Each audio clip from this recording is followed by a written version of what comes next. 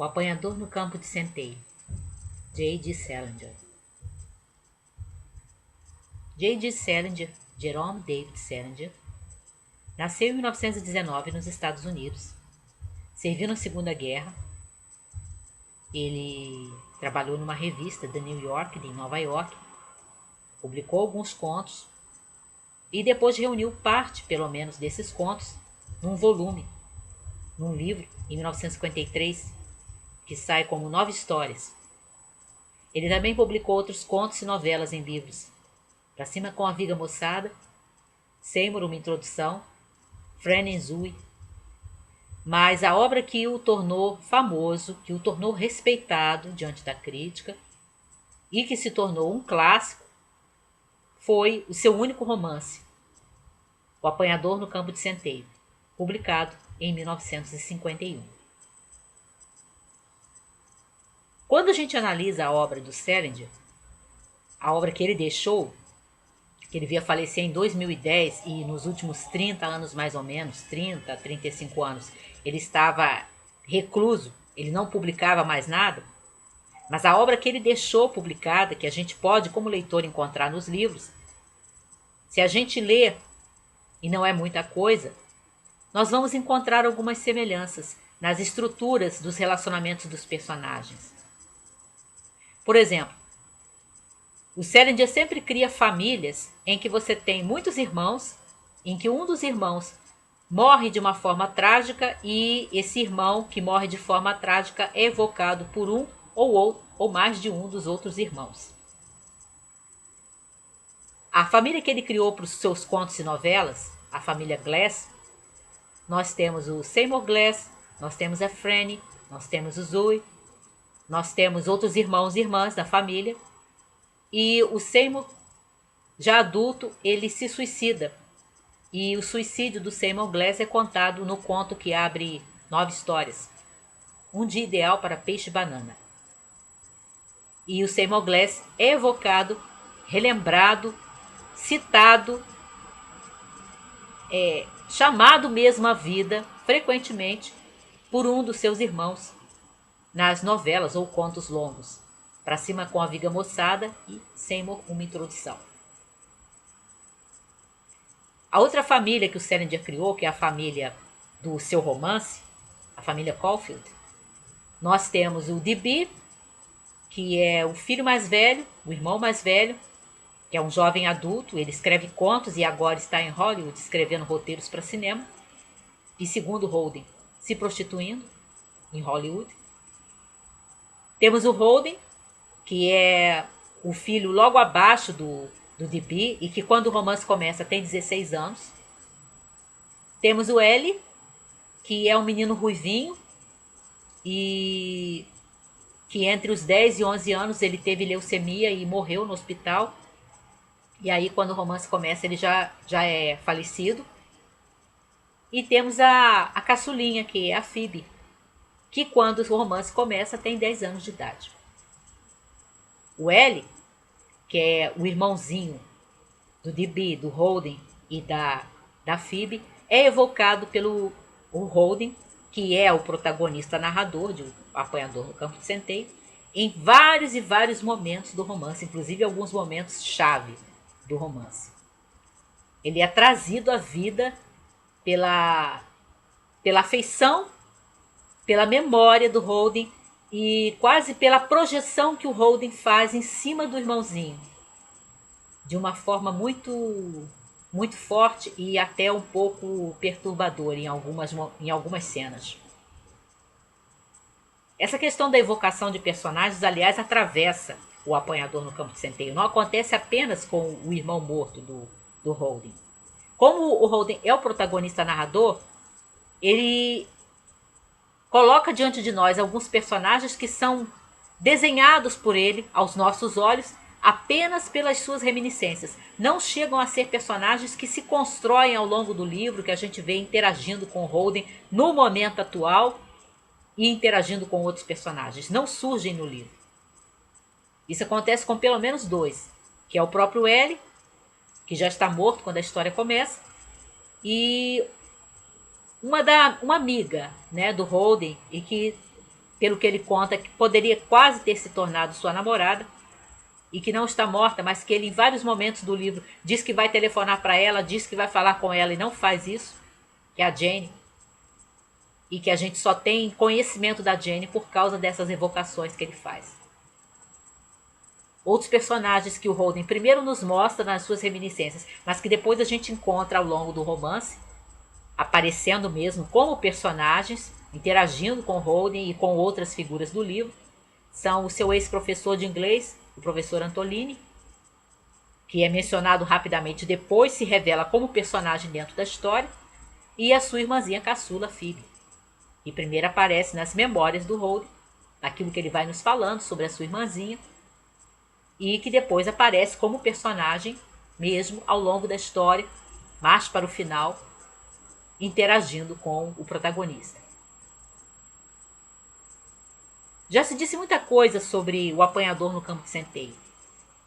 Alguns definem esse romance como um dos mais brilhantes retratos, estudos da adolescência.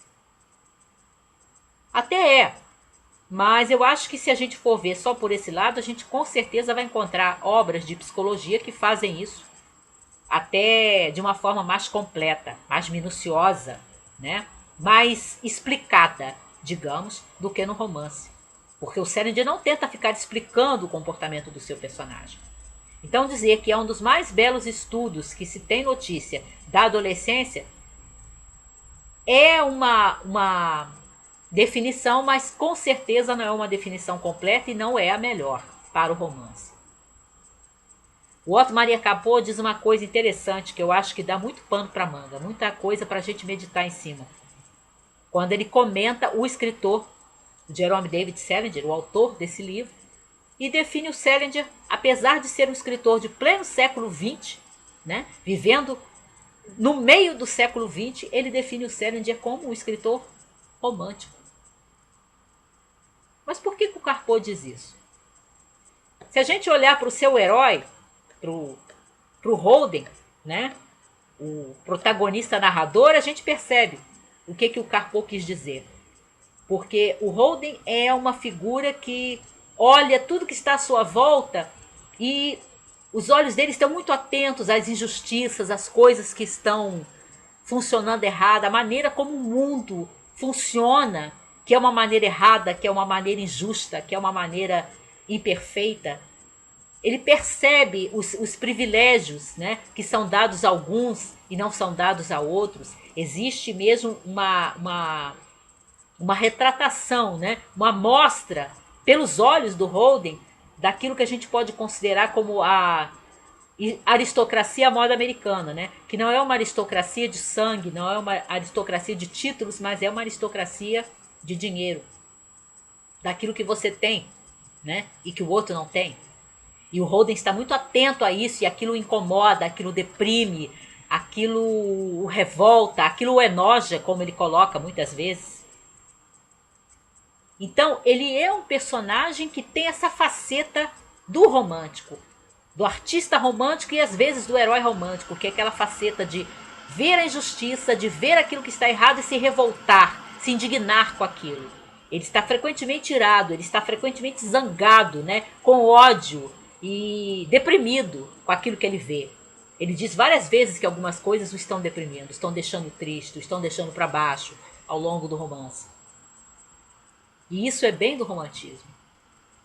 Mas ele não se encaixa em todo o modelo do herói ou do artista romântico, porque o Holden, embora esteja com toda essa raiva, com toda essa ira, com toda essa indignação, com toda essa revolta, ele não esboça um modo de agir, um procedimento positivo, concreto, para combater ou tentar combater aquilo que está errado.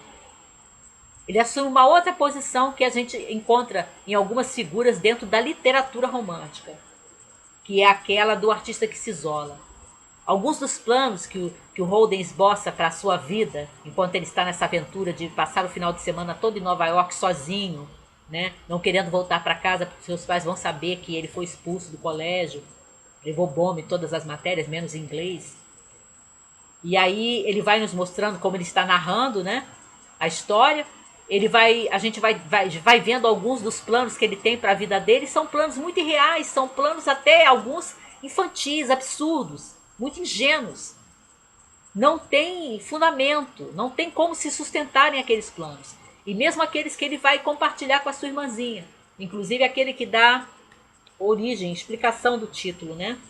Quando ele diz que ele gostaria de ser aquele apanhador que está no meio do campo de centeio, que as crianças pequenininhas passam por ele, e é isso que ele gostaria de fazer, de estar no meio do campo de centeio e as criancinhas passarem por ele, e quando elas estivessem a perigo de caírem no abismo, ele as pegaria, ele as agarraria, ele seria o apanhador no campo de centeio. E aí ele diz para a irmãzinha dele, para Phoebe, que é isso que ele gostaria de fazer.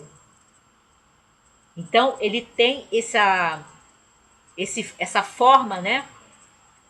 Esse recheio da figura romântica, mas aquele herói romântico que se isola, que ele não combate o mal, ele se indigna, mas ele não cria um procedimento que possa tentar corrigir aquilo que está errado.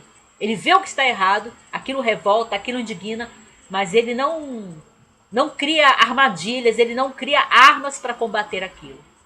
Que é a postura de outros artistas e figuras românticas, como por exemplo o Victor Hugo, que foi um combatente toda a sua vida e um romântico pleno.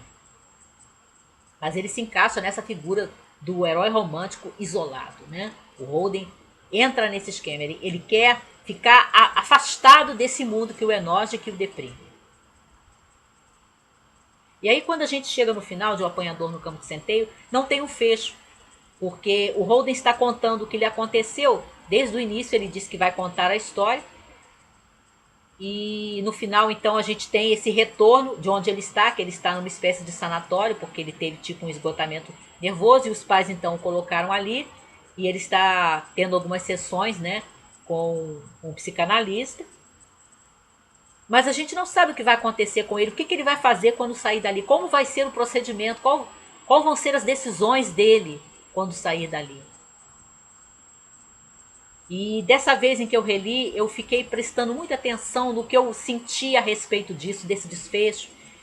E o meu medo seria que ele saísse dali e se tornasse uma das pessoas que ele tanto desprezou ao longo do livro. Aquelas pessoas que se agarram aos seus privilégios, que usufruem dos seus privilégios e que desprezam aqueles que não têm esses privilégios, que não fazem parte das suas panelinhas.